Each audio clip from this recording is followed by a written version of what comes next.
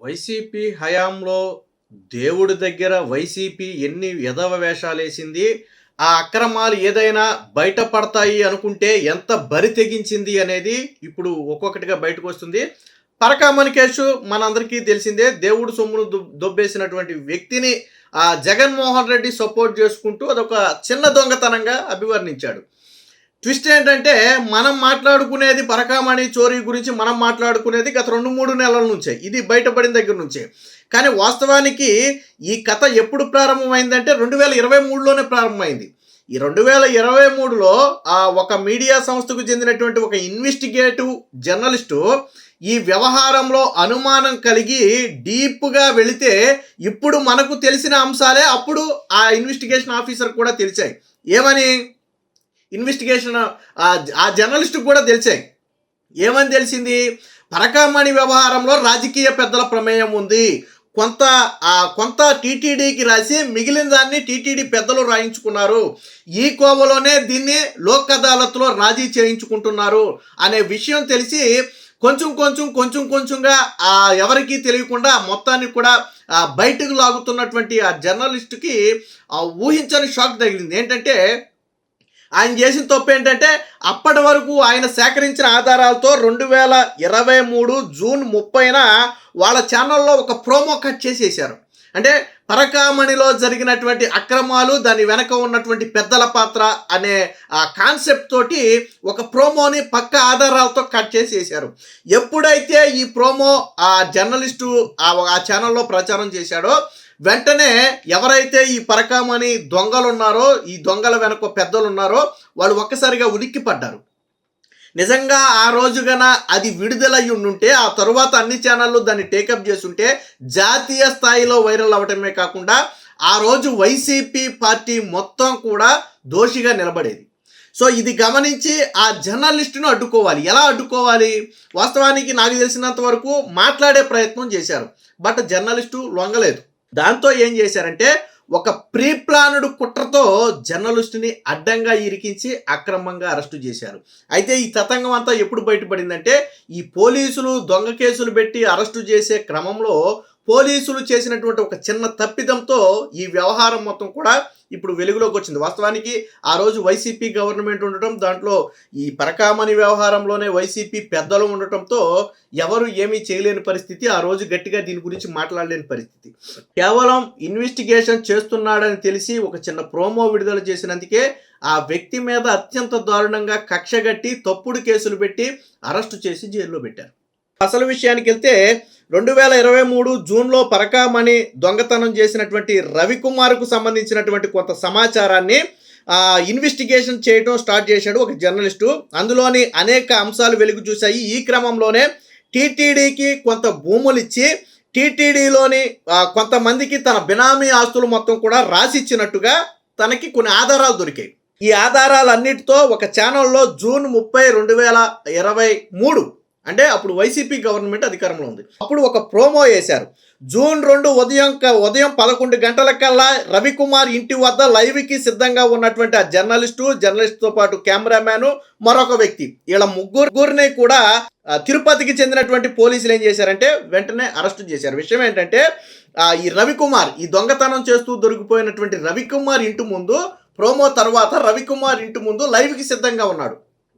So మనం ఇక్కడ చూస్తున్నది రవికుమార్ ఇల్లు. మనం గతంలో ఏదైతే పరకామణి దొంగతనం చేశాడో అతని ఇల్లు అని చెప్పి తన వివరాలు చెప్పే క్రమంలో రవికుమార్ ఇంటి వద్దకు ఈ ఇన్వెస్టిగేషన్ చేసినటువంటి జర్నలిస్టు మీడియాతో సహా వెళితే అతన్ని వెంటనే అరెస్టు చేశారు.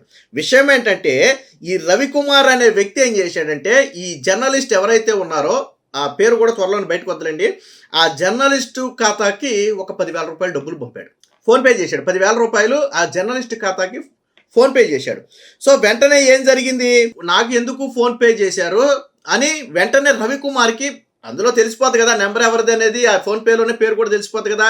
సో జర్నలిస్ట్కి అర్థమైపోయింది వీళ్ళు నన్ను ఏదో చేసే ప్రయత్నం చేస్తున్నారు, మేబీ నేను డబ్బులు డిమాండ్ చేశాననే కాన్సెప్ట్తో నన్ను ఇరికించడానికి ఏదో కుట్ర పన్నారని చెప్పి ఆ జర్నలిస్ట్కి అర్థమైపోయింది. ఎందుకంటే అప్పటికే జర్నలిస్టు మాట్లాడితే లొంగలేదు కాబట్టి వీళ్ళకి సీన్ అర్థమైపోయి వీళ్ళేదో నన్ను ఇరికించే కుట్ర చేశారు అనుకుని అతను కాల్ చేసి ఆ వాయిస్ మొత్తాన్ని కూడా రికార్డ్ చేశాడు. అతను స్ట్రాంగ్గా నిలదీశాడు రవికుమార్ని, నాకు ఎందుకు 10,000 పంపారు? ఇమీడియట్‌గా నేను ఇప్పుడు పోలీస్ స్టేషన్‌కి వెళ్లి మీ మీద నేను కంప్లెయింట్ ఇవ్వబోతున్నాను. మీరు ఏ ఉద్దేశంతో నాకు 10,000 పంపారు అంటే ఆ వ్యక్తి రవికుమార్. ఆ వ్యక్తి ఏముంది రవికుమార్ ఏంటంటే మీరే నన్ను కాపాడాలి. తప్పు జరిగిపోయింది. మీరే నన్ను కాపాడాలని చెప్పి అటుపక్క నుంచి మాట్లాడుతున్నాడు. మీరు వాస్తవాలు తీసుకుని స్టూడియోకి రండి. మీ దగ్గర ఉన్న వాస్తవాలు పెట్టండి. దాని మీదే మనం కంటిన్యూ అవుదాం. అంతేగాని మీరు నాకు ఎందుకు 10,000 వేశారు? నేను మాత్రం దీన్ని ఈజీగా వదిలిపెట్టను. మీరేదో కుట్ర పన్నుతున్నారు. నేను ఇమీడియట్‌గా దీని మీద కేసు ఫైల్ చేయబోతున్నానని చెప్పి ఎవరైతే జర్నలిస్ట్ ఉన్నాడో ఆ జర్నలిస్టు స్ట్రాంగ్‌గా వార్నింగ్ ఇచ్చాడు. సో వార్నింగ్ ఇచ్చిన తర్వాత ఏం చేశారు? ఇక ఈ వ్యక్తి లొంగట్లేదు. భయపడ్డాడు. నిజంగానే కేసు పెడితే మళ్ళీ అది న్యూస్ అయితే మళ్ళీ అసలు విషయం ఎందుకు 10,000 వేసాడనేది ఇదంతా లాగితే ఈ వ్యవహారం అంతా మళ్ళీ బయటకు వద్దామని వాడు భయపడితే అప్పుడు వైసీపీ పెద్దలు కొంతమంది రంగంలోకి దిగి దీని కథ నడిపారు. రవికుమార్ భార్య చేత ఒక కేసును పెట్టించారు. ఏదైతే దొంగతనం చేసినటువంటి రవికుమార్ ఉన్నాడో ఆ రవికుమార్ భార్య చేత ఏం చేశారంటే ఒక కేసు పెట్టించారు. ఎప్పుడిది?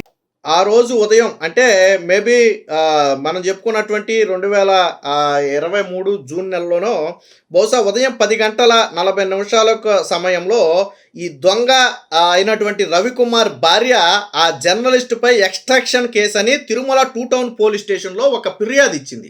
సో 10:40 ఫిర్యాదు ఇస్తే ఆ రోజు కరెక్ట్గా లైవ్ ఇవ్వటానికి రవికుమార్ ఇంటి ముందు సిద్ధంగా ఉన్నటువంటి ఈ జర్నలిస్ట్ని ఇమీడియట్గా 12 గంటల సమయంలోనే అరెస్టు చేశారు. అంటే ఎంత వేగంగా అంటే 10:40 ఒక కంప్లైంట్ వస్తే కనీసం దాన్ని స్టడీ చేయడానికి 1-2 గంటల సమయం పడుతుంది. దాన్ని ఆ వ్యక్తి ఇచ్చినటువంటి కంప్లైంట్ స్టడీ చేయడానికి 2 గంటలు పడుతుంది. తరువాత ఈ జర్నలిస్ట్ ఎక్కడున్నాడని ఎంక్వైరీ చేసి ముందు విచారించి అరెస్టు చేయడానికి కనీసం ఒక రోజు పడుద్ది. కానీ 2 గంటల వ్యవధిలో ఈ జర్నలిస్ట్ని అరెస్టు చేయటం, అతని మీద ఛార్జ్ షీట్ పెట్టడం, అతని మీద కేసు ఫైల్ చేయటం, అతను తప్పు ఒప్పుకున్నాడని చెప్పి కూడా ఒక పత్రాన్ని వీళ్ళు సిద్ధం చేయటం, ఇవన్నీ కూడా 2 గంటల వ్యవధిలో జరిగిపోయాయి. 2 గంటల వ్యవధిలో ఇంత స్పీడ్గా ఒక కేసు నమోదు చేసి దాని మీద విచారణ పూర్తి చేసి దాన్ని నిర్ధారించి ఆ వ్యక్తి ఒప్పుకున్నాడని ఒక పత్రాన్ని సృష్టించి ఇదంతా యాక్చువల్గా అయితే జరిగేది కాదు. మామూలుగా జెన్యూన్ కేసు అయితే జరగదు. బట్ ఇది ఫ్యాబ్రికేటెడ్ కేసు కాబట్టి, ముందే ప్రీప్లాన్డ్ కేసు కాబట్టి వెంటనే అతన్ని అరెస్ట్ చేసి 10:40 అరెస్ట్ చేస్తే 11 గంటలకల్లా ఎఫ్ఐఆర్ కాపీ కూడా సిద్ధమైపోయిందంట. ఇదే సమయంలో వైసీపీ ఇక్కడ ఇంకో కుట్ర కూడా పన్నింది. ఎందుకైనా మంచిది, ఇప్పుడు అరెస్ట్ అయ్యాడు ఈ వ్యక్తి, బయటకు వచ్చిన తర్వాత ఇదిగో నేను దీన్ని బయటకు లాగుతాననే భయంతో నన్ను అరెస్ట్ చేశారని చెప్తారేమోనని చెప్పి ఆ వ్యక్తి మీద సోషల్ మీడియా చేత ట్రోల్ చేయించారు. ఏమని ట్రోల్ చేయించారు?